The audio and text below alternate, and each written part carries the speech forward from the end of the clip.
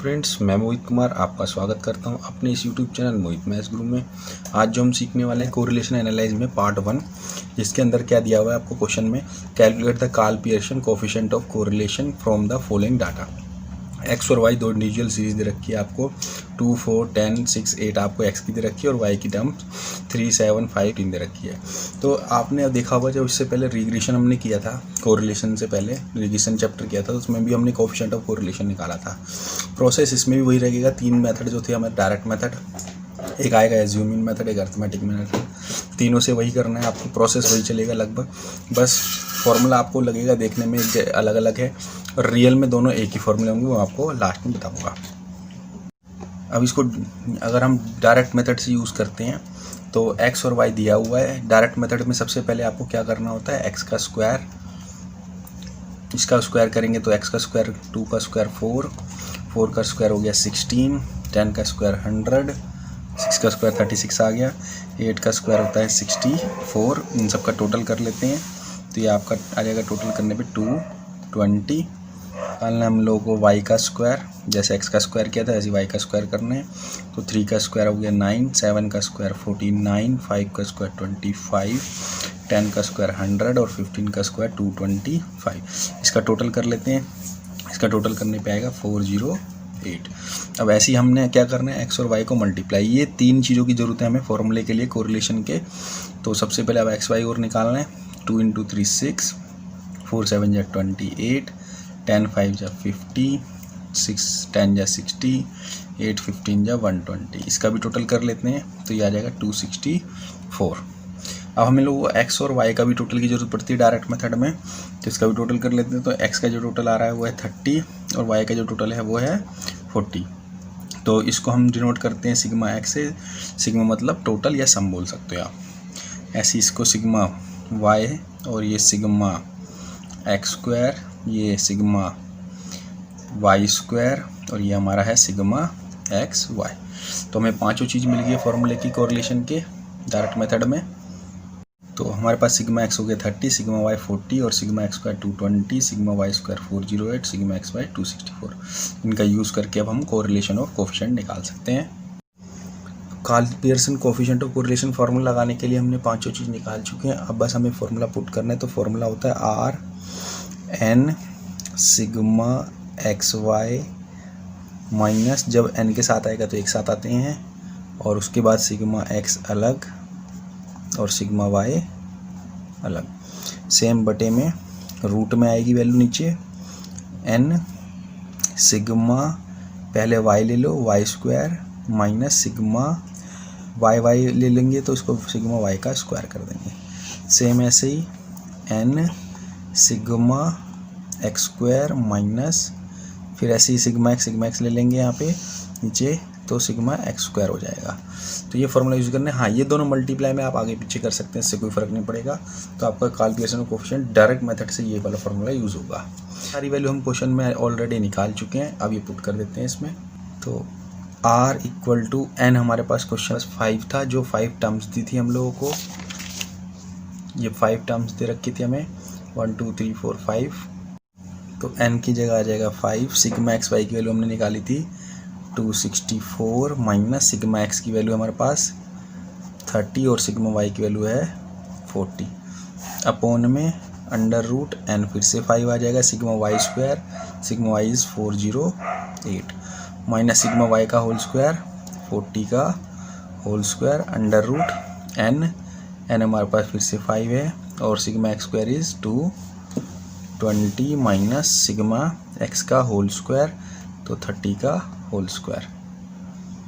तो इसको सॉल्व कर लेते हैं। तो R = 5 को 264 से मल्टीप्लाई करेंगे तो 1320, 30 को 40 से मल्टीप्लाई करेंगे 1200 अपॉन में √5 को 408 से करेंगे तो ये आएगा 2040 माइनस 40 का स्क्वायर होता है 1600, रूट में 5 को 220 से करेंगे तो ये आएगा मल्टीप्लाई कर 1100 और 30 का स्क्वायर होता है 900। तो इसको सॉल्व करने पे ये आएगा, माइनस करने पर 120, 1320 को 1200 से माइनस करेंगे तो 120 आ गया, √, इसको 2040 को 1600 से करेंगे तो फिर आएगा 440 और 1100 को 900 से करेंगे आएगा 200। अब ये 120 सेम ही रहेगा, इन दोनों को मल्टीप्लाई कर लेते हैं, अपने पे आया 8,000। तो 120 ऐसे आएगा, 8,880 का रूट निकाल लेते हैं। तो ये रूट निकलने पे आया 296.64। तो ये 120 से इसको डिवाइड कर देंगे तो कोरिलेशन हमारा निकल जाएगा R इक्वल टू, यह आया आपका प्लस का 0.402, या कोरिलेशन हमारा प्लस 0.402। जो हमने इसको डायरेक्ट मेथड से रीग्रेशन वाले चैप्टर में कोरिलेशन निकाला था, वहाँ भी यही आंसर आया था। आपको मैं वेरीफाई कराता हूँ। ये हमारा क्वेश्चन हमने रीग्रेशन में किया था, रीग्रेशन वाली वीडियो में आपने देखा होगा, उसका लिंक मैं नीचे वीडियो में डाल दूंगा। इसको हमने इसमें जब हम रीग्रेशन करते हैं तो उसमें रीग्रेशन कोफिशिएंट, कोरिलेशन और रीग्रेशन इक्वेशन निकलती है। तो रीग्रेशन चैप्टर में 3 चीज़ें पूछी जाती है और कोरिलेशन चैप्टर के अंदर सिर्फ कोरिलेशन पूछा जाता है। रियल में हम ये कोरिलेशन यहाँ पे जो निकालते हैं और वहाँ पे निकालते हैं वो सेम ही निकलता है। क्यों निकलता है आप देखिए, मैंने एक सेम क्वेश्चन जो अभी किया, ये जो क्वेश्चन मैंने पहले किया था रीग्रेशन के अंदर, ये क्वेश्चन सेम है, देख लो, x24 10 6 8 और y3 7 5 10 15। और जो अभी किया है वो भी यही है, देख लीजिए, x24 10 6 8 और y3 7 5 10 15। बस हमने देखना यहाँ पे फॉर्मूला यूज़ किया दूसरा, यहाँ पे फॉर्मूला ये यूज़ किया था, और कोरिलेशन के अंदर हमने किया था R equal to root BXY into BYX। और ये BXY BYX क्या थे, और इससे हमने भी निकाला था, देख लो, हमारा आया था रीग्रेशन इक्वेशन से भी यही आंसर 0.402, जो हमारा -1 और 1 के बीच में आया कर। कोफिशिएंट BXY BYX कैसे निकालते हैं ये भी देख लो। तो ये कोफिशिएंट हम BYX ऐसे बनाते थे, n सिग्मा XY, जब हमारा XY दोनों होते थे, Y और X, तो यहाँ ऊपर XY दोनों आते थे, यहाँ पे एक साथ आता था तो n आता था, और अलग अलग आते थे तो n नहीं आता था। ऐसे यहाँ पे x नीचे होता था, मैंने सिग्मा x स्क्वायर लेते थे और सिग्मा x का होल स्क्वायर लेते थे, यहाँ सिग्मा x लेकर के सिग्मा x होल। सेम चीज़ ऐसी हम BXY में करते थे। तो BXY जब करते थे, देख लो, n यहाँ पे भी XY थे तो इसलिए सिग्मा XY एक साथ लेते थे n के साथ, और यहाँ अलग अलग लेते थे। नीचे यहाँ y होता था तो हम सिग्मा y स्क्वायर और सिग्मा y का होल स्क्वायर लेते थे, यहाँ n के साथ आता था सिग्मा y स्क्वायर, और अलग अलग सिग्मा y सिग्मा y का स्क्वायर बन जाता था। तो यहाँ पे हम सब चीज़ अलग अलग निकालते थे, वहाँ पे हम एक साथ निकाल रहे हैं। तो ये समझना है कैसे हुआ सारा प्रोसेस को। अब ये सीखते हैं हम, ये रीग्रेशन में जब इस्तेमाल करते थे, रियल में यही वही फार्मूला था, इसको समझते हैं। देखो, पहले BXY का जो फार्मूला था आपका, वो फार्मूला था XY होता था तो आप n सिग्मा XY दोनों लेते थे, माइनस अलग अलग कर देते थे, जब से n नहीं लेते थे हम सिग्मा x और सिग्मा y, और अपॉन में करते थे n, और यहाँ पीछे नीचे y होता था तो यहाँ पे नीचे हम क्या लेते थे सिग्मा y स्क्वायर, और यहाँ पे सिग्मा y कर देते थे इसकी जगह पे, तो सिग्मा y का होल स्क्वायर बन जाता था। ये हमारा BXY का फार्मूला था। तो सेम ऐसे ही हम BYX का फार्मूला बनाते हैं। तो BYX का, जब यहाँ XY था यहाँ BYX है, तो ऊपर वाला सेम आता था, तो n sigma XY minus sigma x और सिग्मा y सेम, अपॉन में बस नीचे अब क्या आएगा, यहाँ x है, वहाँ पे y होता तो नीचे y वाला पार्ट आता था, यहाँ x है तो x वाला पार्ट, तो n सिग्मा x स्क्वायर और सिग्मा x का होल स्क्वायर। अभी ध्यान से देखो, अगर ऊपर फॉर्मूले में और नीचे फॉर्मूले में कुछ अंतर दिखाई दे रहा है आपको, ये तो ऊपर वाला पार्ट तो सेम ही है, नीचे वाला पार्ट भी देखोगे तो यही दिखाई देंगे, बस इस पर रूट लग रहा है। क्यों लग रहा है रूट, इस चीज़ को समझते हैं हम। रियल में ये फार्मूला सेम ही था। आप चाहे रीग्रेशन वाला लगाओ, चाहे कोरिलेशन में जो फार्मूला बताया वो लगाओ, दोनों से आंसर सेम ही आएगा। आर का जो फार्मूला हमने सीखा था रीग्रेशन में, BXY इंटू BYX, तो ये दोनों वैल्यू मैं इसमें पुट कर दे रहा हूँ।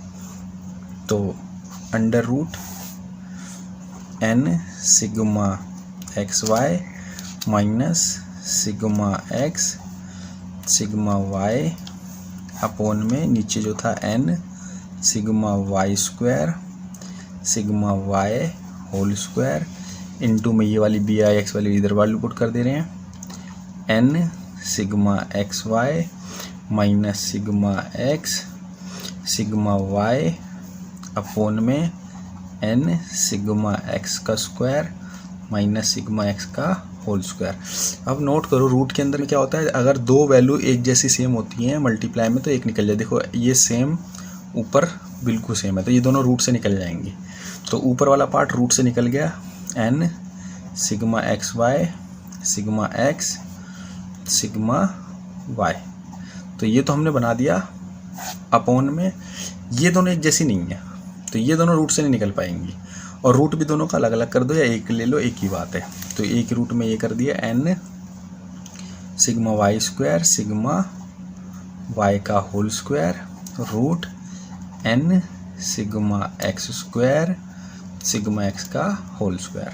तो अब आप देखो, ये तो यही फॉर्मूला हमने कोरिलेशन में लगाया है और यही फॉर्मूला हमारा रिग्रेशन में है। तो रियल में ये और ये फॉर्मूले सेम ही हैं। ये अब कोरिलेशन को सीखना, कोरिलेशन का फॉर्मूला याद करना है। तो हम रिग्रेशन से कोफिशिएंट निकाल करके भी हम कोरिलेशन निकाल सकते हैं, क्योंकि रियल में वही चीज़ हो रही है। आया था रिग्रेशन इक्वेशन से भी यही आंसर 0.402 से सेम ही आया है। बस यही प्रोसेस है, आपको यही समझाना था। अब आप चाहे ये फॉर्मूला याद करो मत करो, सीधा bxy byx निकालो और रूट कर दीजिए, वो यही चीज़ निकलेगी आपकी। कंप्लीट है। Thank you. जो स्क्रीन पे क्वेश्चन पुट किया हुआ है आप लोग उसको सॉल्व कीजिए, सॉल्व करके उसको कमेंट कीजिए आंसर को। कंप्लीट है। Thank you. और आप लोगों को मेरी वीडियो अगर पसंद आती है तो लाइक करें, सब्सक्राइब करें, कमेंट करें और शेयर करें। Thank you.